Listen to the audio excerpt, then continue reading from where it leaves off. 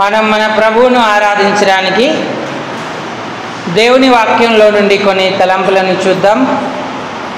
కీర్తనల గ్రంథం 91వ కీర్తన మొదటి 3 వచనాలు మనం మార్చి చదువుదాం. కీర్తనలు 91 మొదటి 3 వచనాలు.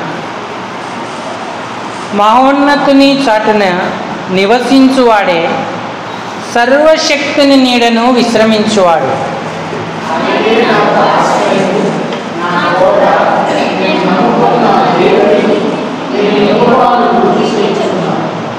వేటకాని ఉరిలో నుండి ఆయన నిన్ను విడిపించును, నాశనకరమైన తెగులు రాకుండా నిన్ను రక్షించును. 2వ వచనాన్ని మళ్ళీ అందరం ఒకసారి చదువుదాం. ఆయనే నాకు ఆశ్రయం, నా కోట, నేను నమ్ముకొను నా దేవుడని నేను యెహోవాను గూర్చి చెప్పుచున్నాను. చాలండి. చదువుకున్న లేఖన భాగం చేరి రాగలిగిన మన హృదయాలకు మన ప్రభువును ఆత్మ సత్యాలతో ఆరాధించడానికి హెచ్చరికగా, పురికొల్పుగా, ఆశీర్వాదకరంగా, దీవెనకరంగా ప్రేమగల దేవుడు చేయునుగాక. ఆమేన్. ప్రభు ప్రజలారా, దేవునికి కృతజ్ఞత కలిగి ఉండడమే ఆరాధన. ఆయనను మన జీవితాల ద్వారా మహిమపరచడమే ఆరాధన.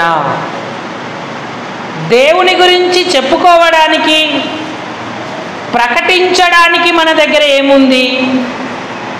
అదే ఆరాధనా భావాన్ని వ్యక్తపరుస్తూ ఉంది. ఈ కీర్తనకారుడు 91వ కీర్తనలో ఒక విషయం చెప్తున్నాడు. ఆయనే నాకు ఆశ్రయము, నా కోట, నేను నమ్ముకొను నా దేవుడని నేను యెహోవాను గూర్చి చెప్పుచున్నాను అన్నాడు 2వ వచనంలో. కాబట్టి ఉన్నతమైన ఆరాధన అనుభవానికి కీర్తనకారుడు రాగలిగాడు. మహోన్నతుని ఆశ్రయించాడు, సర్వశక్తుని నీడన ఆయన విశ్రమించాడు. అప్పుడు ఆయన విడిపించాడు, రక్షించాడు, తన రెక్కలతో కప్పాడు, కేడముగా డాలుగా ఉన్నాడు. రాత్రివేళ కలుగు భయం, పగటివేళ ఎగురు బాణం, అలాగే చీకటిలో సంచరించు తెగులు, మధ్యాహ్నమందు పాడు చేయి రోగానికి కూడా ఆయన భయపడకుండా ఉన్నాడు. ఇంకా ఈ కీర్తనలో చాలా విషయాలు పరిశుద్ధాత్మదేవుడు బయలుపరుస్తూ వచ్చాడు. ఆరాధన అంటే విడిపించిన స్థితిని ప్రకటన చేయడమే, రక్షించిన అనుభవాన్ని వెల్లడిపరచడమే ఆరాధన. మునుపటి మన స్థితి ఎంత భయంకరమైనదో అది మనం గ్రహించగలిగి దేవుణ్ణి ఆశ్రయించినప్పుడు ఆయన మనకు చేసినటువంటి విడుదల, మనకిచ్చిన రక్షణను బట్టి ఆయనకు కృతజ్ఞత కలిగి ఉండడమే ఆరాధన. ఈనాడు మన దేవుని గురించి మనం చెప్పుకోవడానికి ఏ అనుభవం మనకుంది? ఆయన మనల్ని రక్షించాడని, విడిపించాడని, నాకు ఆశ్రయంగా, కోటగా, కొండగా ఉన్నాడని చెప్పగలమా? అదైతే అలాంటి అనుభవంలో మనం ఉంటే ఆత్మసత్యాలతో కూడిన ఆరాధన మనం ఆయనకు చెల్లించగలుగుతాం. ఎందుకంటే మన మునుపటి స్థితి ఎంతో భయానకమైనది, దాని వలన మనకు కలిగే శిక్ష కూడా ఘోరమైనది. కానీ ఆ స్థితిలో మనము నశించడం తండ్రికి ఎంత మాత్రం ఇష్టం లేక మనల్ని విడిపించాడు, రక్షించాడు. తీతుకు రాసిన పత్రిక 3వ అధ్యాయము. అపోస్తలుడైన పౌలు తీతుకు రాసిన పత్రిక 3వ అధ్యాయం 3 నుంచి సహాయం చేయండి. ఎందుకనగా మనము కూడా మునుపు రక్షణ లేకముందు ప్రభువైన యేసుక్రీస్తును సొంత రక్షకునిగా దేవుడిగా అంగీకరించకముందు మునుపు అవివేకులమును, రెండవది అవిధేయులమును, మూడవది మోసపోయిన వారమును, నాలుగవది నానా విధములైన దురాశలకును భోగములకును దాసులమై ఉన్నాం. ఐదవది దుష్టత్వమునందు, ఆరవది అసూయయందు కాలము గడుపుచు, ఏడవది అసహ్యులమై ఒకరినొకడు ద్వేషించుచుంటిమి అన్నాడు. ఈ 7 రకాలైన అవలక్షణాలన్నీ కూడా రక్షణ పొందని స్థితిలో మునుపు మనలో ఉన్నాయి. మరి వీటి ఫలితం ఏంటి? అనేక రకాలైన అవిధేయతలు, దురాశలు, భోగములు, దాసులంగా ఉన్నాం. దుష్టత్వమందు కాలం గడుపుతున్న మనము ద్వేషముతోనూ అవివేకముతోనూ నడుచుకున్నటువంటి వారం. ఈ పాపక్రియల వలన పాపస్వభావము చేత మనము నశిస్తూ పాపము వలన వచ్చు జీతమైన మరణానికి, నిత్య నరకాగ్నిగుండానికి పాత్రులమై ఉన్నాం. ఏ భేదము లేదు, అందరూ పాపం చేశారు. అందరూ ఇలాంటి అనుభవములోనే ఉన్నారు, స్థితిలోనే ఉన్నారు. కులము, మతము, వర్ణము, ధనిక భేద, చిన్న పెద్ద ఏ భేదము లేకుండా ప్రతి మానవుడు రక్షణ పొందకముందు ఇలాంటి స్థితిలో కాలం గడుపుతా ఉన్నాం. ఇది నాశనానికే, ఆరని అగ్నికే పరిగెడుతున్న స్థితి తప్ప రక్షణకు, విడుదలకు కారణమయ్యే స్థితి కాదు. వీటి వలననే అశాంతి, వీటి వలననే ఆవేదన అనుభవిస్తూ మరి దేవుని ప్రేమను పొందలేని పరిస్థితుల్లో మనం ఉంటుండగా దేవుడు గొప్ప కృప మనకు చూపించాడు. రక్షణ లేని ఈ స్థితి నుంచి మనల్ని విడుదల చేశాడు, రక్షించి విమోచించి మనకు దేవుడిగా ఉన్నాడు. మనల్ని రక్షించడానికి ఆయన ఏమేం చేశాడో చూడండి. 4వ వచనం.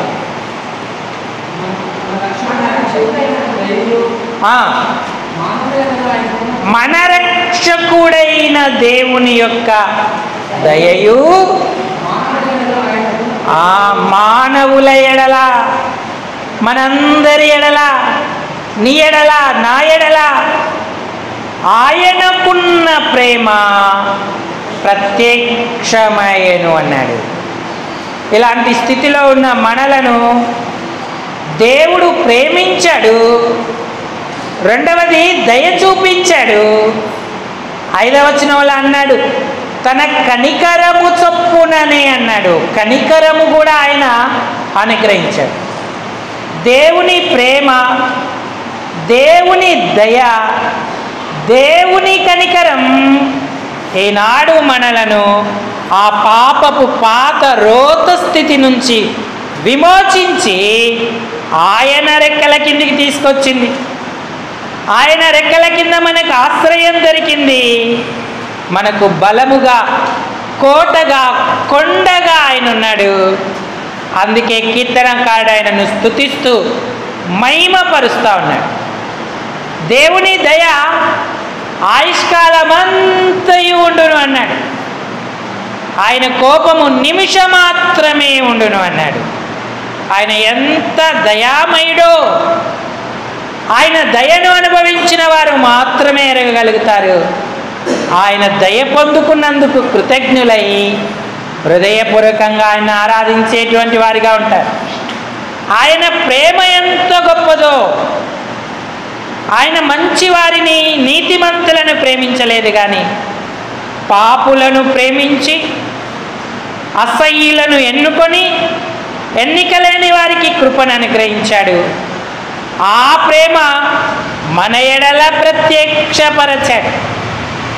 శాశ్వతమైన ప్రేమతో నేను నిన్ను ప్రేమిస్తున్నాను అన్నాడు. నేను నిన్ను ప్రేమిస్తున్నాను గనక విడువక నీ ఎడల కృప చూపుచున్నాను అన్నాడు. యోహాను సువార్త 3:16 కూడా రాయబడి ఉంది. యోహాను సువార్త 3:16 దేవుడు లోకమును ఎంతో ప్రేమించెను కాగా తన అద్వితీయ కుమారునిగా పుట్టిన వాని యందు విశ్వాసముంచు ప్రతివాడును నశింపక నిత్య జీవం పొందినట్లు ఆయనను అనుగ్రహించెను అన్నాడు. దేవుని దయ, దేవుని ప్రేమ, ఇంకా చెప్పాలంటే ఆయన కనికరపడ్డాడు మన మీద. ద్వితీయోపదేశకాండం 4వ అధ్యాయము 31వ వచనం. ద్వితీయోపదేశకాండం 4వ అధ్యాయము 31. మీ దేవుడైన యెహోవా కనికరము గల దేవుడు గనుక ఆయన నీ చేయి విడువడు, నిన్ను నాశనము చేయడు.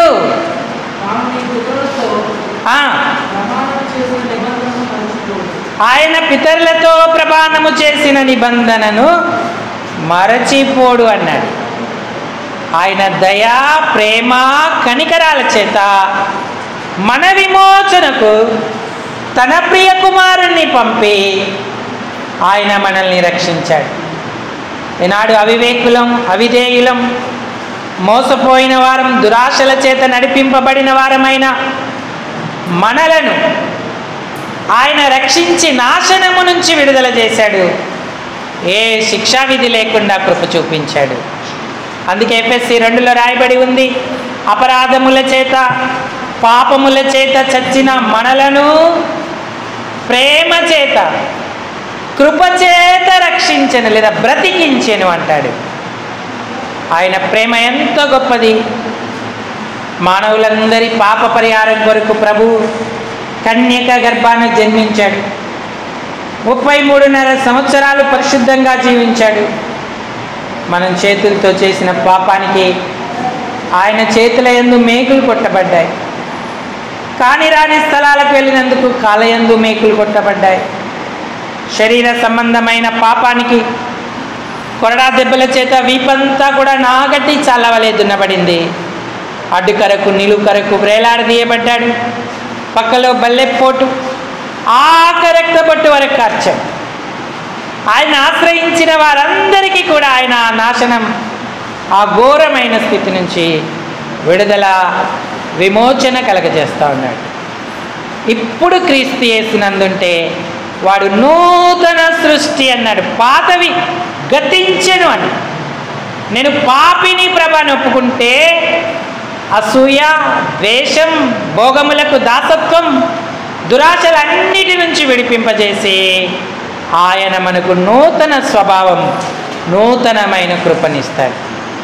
ఆయన ప్రేమను బట్టి, ఆయన దయను బట్టి, ఆయన మహాకనికరాన్ని బట్టి, ప్రభువైన యేసుక్రీస్తు గారు చేసిన త్యాగం మీద విశ్వాసం ఉంచిన వారందరూ కూడా ధన్యులు, దేవుని యొక్క రాజ్యంలో ఉండబోతున్నవారు. కాబట్టి ప్రియులారా, మనల్ని మనం విమోచించుకోలేని స్థితిలో, మానవులు ఎవ్వరూ కూడా మనల్ని విమోచించలేని పరిస్థితుల్లో మనం ఉంటుండగా మన దేవుడే మన కొరకు ఈ లోకానికి వచ్చి ఈ సిలువ బలియాగము ద్వారా విమోచించి ధన్యులను చేశాడు. రక్షణ లేకపోతే ఇదే అనుకూలమైన సమయం. నేడే రక్షణ దినం. నేను పాపిని ప్రభువుని ఒప్పుకో, అప్పుడు ఆయన నీకు రక్షణ అనుగ్రహిస్తాడు, నరకము నుంచి విడిపిస్తాడు. ఈ భూలోక యాత్రలో నెమ్మదిని, శాంతిని, సమాధానాన్ని ఇస్తాడు. యోహాను సువార్త 5వ అధ్యాయం 24వ వచనం. యోహాను శుభవార్త 5వ అధ్యాయం 24వ. నా మాట విని నన్ను పంపిన ప్రభువైన యేసుక్రీస్తునందు విశ్వాసం, నమ్మకం ఉంచువాడు నిత్య జీవము గలవాడు. వాడు తీర్పులోనికి రాక మరణములో నుండి జీవములోకి దాటి ఉన్నాడు అన్నాడు.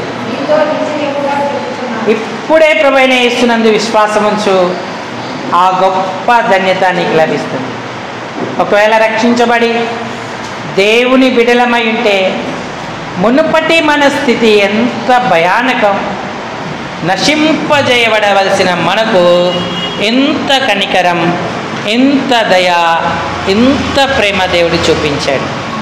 అంతేకాదు అనుదిన యాత్రా జీవితంలో ఎన్నో మేలులు, ఉపకారాలను మనకు చేస్తూ ఉన్నాడు. కాబట్టి శాశ్వతమైన ప్రేమ చూపిన తండ్రిని, నిత్యత్వం వరకు దయ చూపిస్తున్న దేవుణ్ణి, దినదినము తన కనికరంతో మనల్ని నింపుతున్న మహాప్రభువును మనం స్తుతించకుండా ఉండగలమా? మనకు చేసిన ఉపకారాలన్నిటికీ ఎంత ప్రేమమయుడవు తండ్రి, ఎంత దయ చూపించావు, ఎంతగా కరుణించావు. నాశనానికే పాత్రుడనైన నన్ను విమోచించి ఆ సిల్వ బలియాగము ద్వారా ఇచ్చిన గొప్ప రక్షణకై కృతజ్ఞతలు. నీవే నా కోట, నాకు ఆశ్రయమని కీర్తనాకారుని వలె నేను చెప్పడానికి సహాయపడుతున్నందుకు స్తుతిస్తున్నానంటూ ప్రభువును మనం ఆరాధించాలి. యెహోవా గురించి చెప్పి ఆయనను ప్రశంసించాలి, పొగడాలి.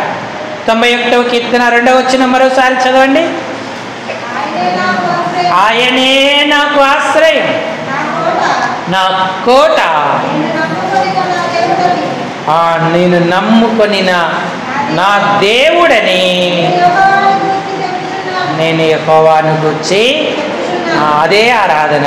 ఈనాడు నువ్వేం చెప్తావో ఆయన గురించి, నీ అనుభవం ఏమిటో అదే కృతజ్ఞతాభావముతో ఆయనకు అర్పించుకోవడమే. కాబట్టి ప్రియులారైతే తలంపులతో ప్రభువును మనం ఆరాధన చేద్దాం. దేవుడు మనందరికీ సహాయం చేయునుగాక.